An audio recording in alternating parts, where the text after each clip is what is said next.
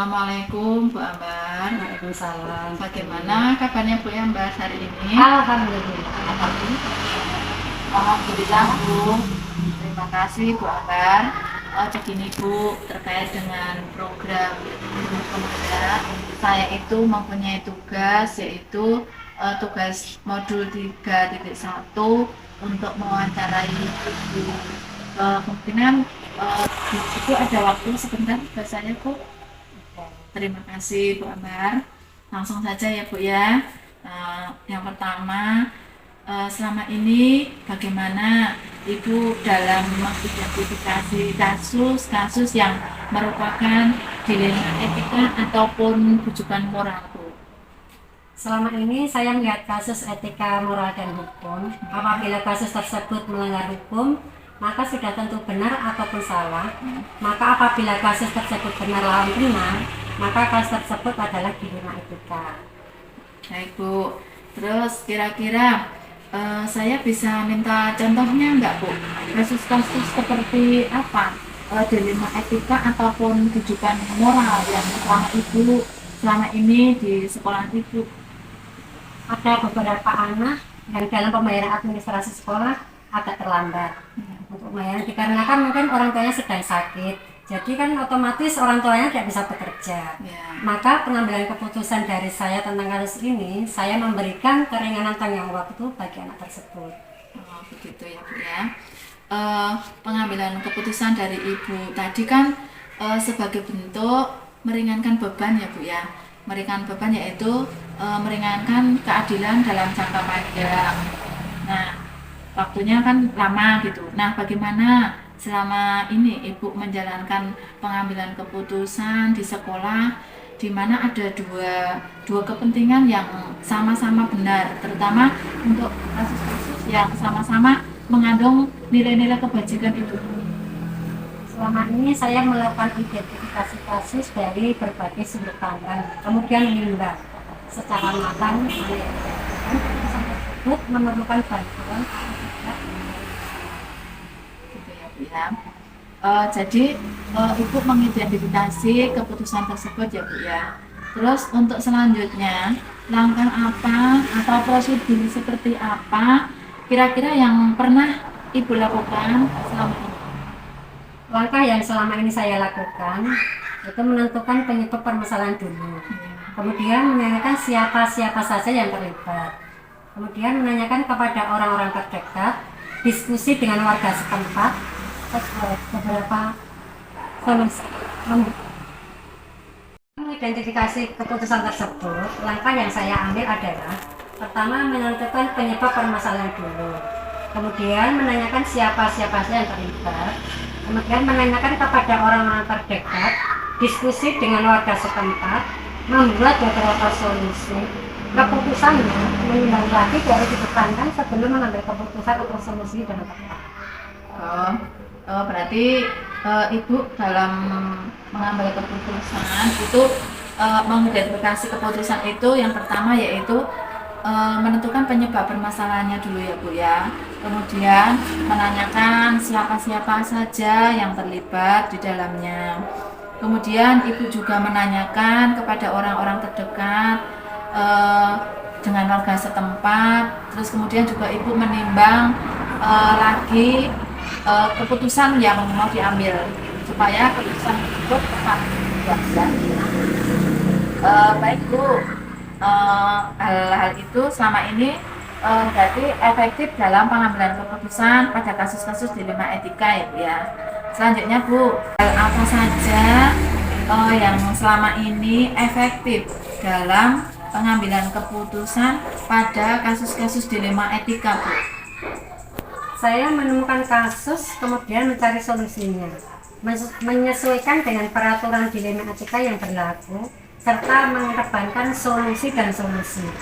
Solusi tersebut baik untuk orang banyak. Kemudian untuk kasus jangka panjang, saya juga mengedepankan solusi dan solusi tersebut bermanfaat bagi orang banyak. Ya Bu. Selanjutnya Bu, hal apa saja yang selama ini menjadi tantangan dalam pengambilan keputusan pada kasus-kasus dilema etika ataupun bujukan moral itu?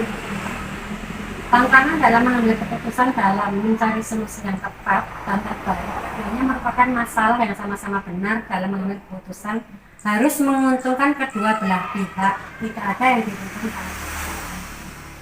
Berarti mengambil keputusan yang tepat dan tidak ada yang dirugikan ya Bu ya.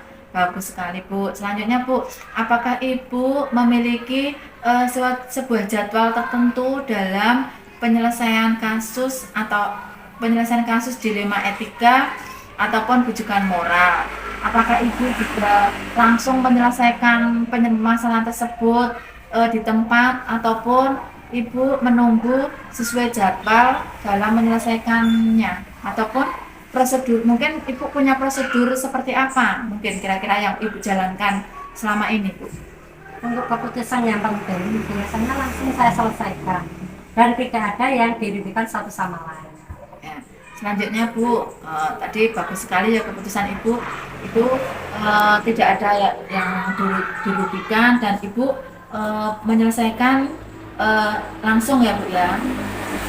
Selanjutnya Bu, adakah seseorang ataupun faktor-faktor apa saja yang selama ini mempermudah atau mengganggu Ibu dalam pengambilan keputusan kasus-kasus dilema etika ataupun bujukan moral Bu?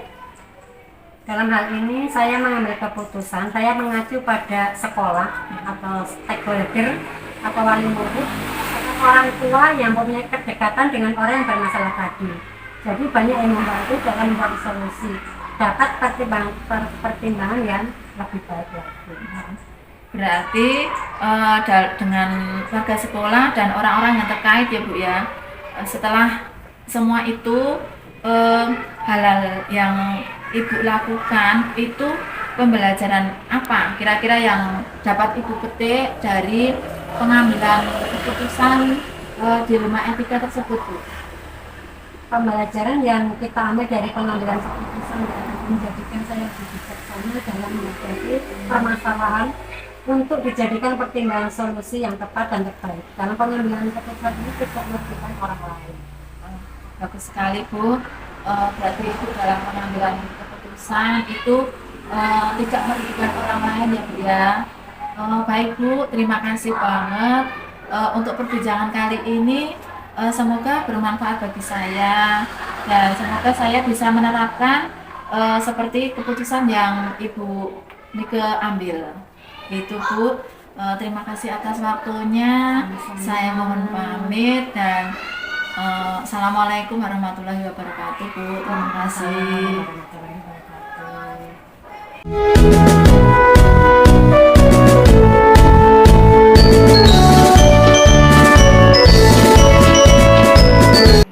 Assalamualaikum Bu Neni. Waalaikumsalam Bu Dwi. Bagaimana kabarnya Bu Neni hari ini? Alhamdulillah baik, sehat. Bagaimana Bu Dwi? Alhamdulillah Bu. Ya, maaf Bu mengganggu waktunya sebentar terkait program guru penggerak, yaitu saya mempunyai tugas untuk mewawancarai Ibu selaku kepala sekolah. Gimana Pak, ada waktu sebentar? Bisa lah, bisa Bu. Terima kasih Bu. Selama ini Ibu menjadi kepala sekolah, bagaimana Ibu dapat mengidentifikasi kasus-kasus yang merupakan dilema etika ataupun bujukan moral Bu?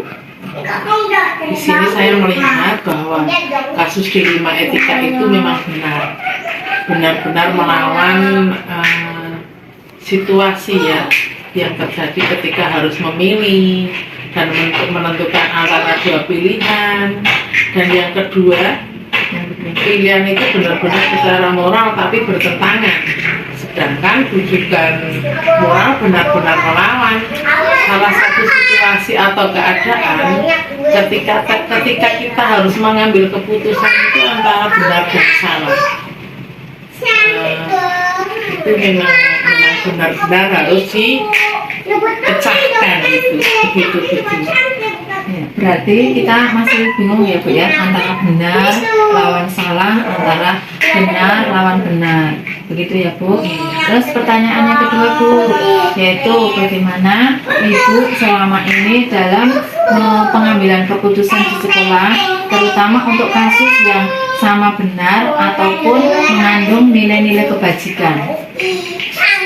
Nah, sebelum keputusan kita ambil, kita sebaiknya lebih dahulu kita lakukan ya, antara lain pengumpulan data, siapa saja yang terlibat dalam dilema tersebut. Yang ketiga, kita menganalisis kebenaran, benar dan salahnya, banyak benarnya atau banyak salahnya. Yang keempat, kita membuat alternatif atau solusi. Jadi kita mengambil keputusan tidak hanya memutuskan saja, kita kasih solusi. Yang kelima, kita ambil keputusan. Dan keenam, kita melihat lagi keputusan itu dan diselesaikan. Begitu kira-kira Bu Dwi, nanti kita jalankan bagaimana. Ya, Bu. Berarti langkah yang pertama itu mengumpulkan fakta yang terjadi, kemudian siapa yang terlibat, menganalisis benar salahnya, kemudian membuat alternatif solusi, yang kelima membuat keputusan dan melihat lagi keputusan dan direfleksikan ya Bu. Iya. Berarti langkah-langkah apa saja yang Ibu lakukan selama ini Bu? Ya itu tadi, seperti tadi mengumpulkan data, siapa saja yang terlibat, menganalisis benar salahnya, dan membuat alternatif atau solusi. Yang selanjutnya membuat keputusan, dan terakhir melihat lagi keputusan dan direfleksikan. Itu seperti itu. Ya Bu. Jadi langkah-langkahnya sama dengan pengambilan keputusan di atas ya Bu. Iya. Untuk selanjutnya Bu, hal-hal apa saja yang selama ini Ibu anggap efektif dalam pengambilan keputusan pada kasus-kasus dilema ETK Bu? Hal-hal yang efektif dalam pengambilan keputusan pada kasus dilema etika itu dengan menelaah siapa yang terlibat, yang sifatnya urgent atau mendadak dan tidak pada dilema etika tersebut, dan mengundang efek alternatif solusi untuk menyimpulkannya. Selain itu, hal-hal apa saja selama ini merupakan tantangan dalam pengambilan keputusan pada kasus-kasus dilema etika? Saya dalam pengambilan keputusan pada kasus dilema etika adalah masalah tersebut mempunyai nilai-nilai yang sama penting, tetapi kita harus lakukan juga adanya orang-orang atasan langsung yang terlibat, adanya peraturan-peraturan yang harus dipenuhi. Tak kalah penting adalah nilai rasa yang diutamakan. Ya, Bu. Apakah Ibu memiliki jadwal tertentu dalam sebuah penyelesaian kasus dilema etika, Bu?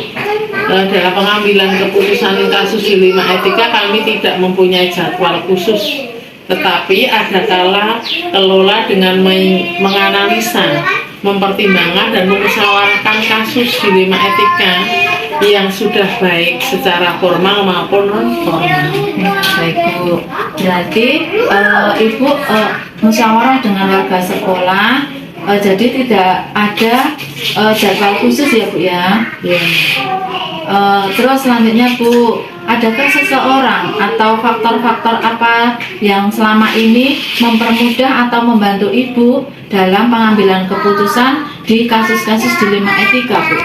Seseorang atau faktor yang mempermudah pengambilan keputusan pada kasus dilema etika itu orang-orang yang terlibat, yaitu orang profesional yang menghargai dan menerima keputusan tadi, atasan langsung misalnya.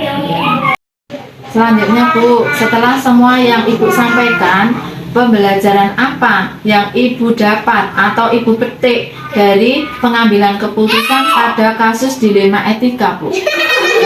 Pelajaran yang dapat diambil dari pengambilan keputusan pada kasus dilema etika itu adalah sebelum mengambil keputusan harus banyak menganalisa kasus yang ada, banyak pertimbangan setiap keputusan. Tidak mungkin membuat semua pihak terlibat, pasti ada pihak yang terlibat dan ada yang tidak. Harus siap menerima dan harus menghormati serta melaksanakan keputusan yang diambil sekolah.